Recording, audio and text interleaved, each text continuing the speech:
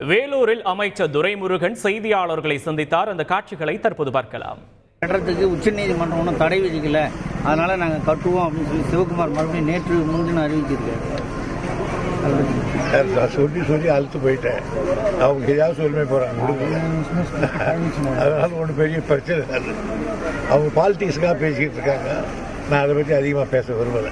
நந்தன் கால்வாய் திட்டம் இன்னும் முழுமை பெற வரல அப்படின்றாங்க. நீங்கள் சொல்லியிருந்தீங்க சீக்கிரம். இந்த வருஷம் முழுமை பெறும். தனி கவனம் செலுத்தப்பட்டிருக்கிறது. நிறைவான நிதி ஒதுக்கீடுக்கு ஏற்பாடு செய்யணும். தேவகவுடா சொல்கிறாரு, தமிழகமும் கர்நாடகம் பேச்சுவார்த்தை மூலம் விரைவில் தீர்வு காணணும் அப்படின்னு சொல்கிறாரு. ஆதியிலிருந்தே நமக்கு நல்ல எண்ணம் இல்லாத நமக்கு காவேரி பிரச்சனை இல்லை. எனக்கு அவரை பற்றி நல்லா தெரியும். அவர் பிரதமராக இருக்கும்போதே பேச்சுவார்த்தையில் நான் அவரோட கலந்துக்கிட்டு இருக்கேன். அதனால தமிழகத்தின் பால் நல்லெண்ணமே இல்லாத வரவர். ரஜினி கலைஞர் அரங்கில் புத்தக வெளியீட்டு விழாவில் பேசியிருக்காருங்க.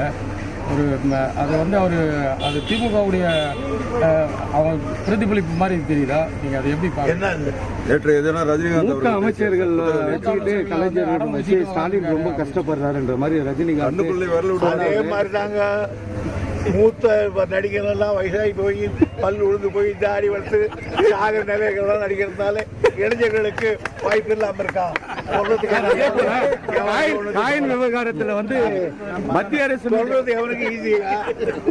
காயின் விவகாரத்தில் மத்திய அரசு கலைஞருடைய காயின்.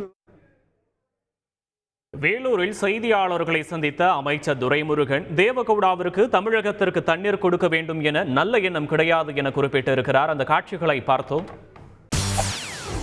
செய்திகளை உடனுக்குடன் தெரிந்து கொள்ள உடனே சப்ஸ்கிரைப் பண்ணுங்க.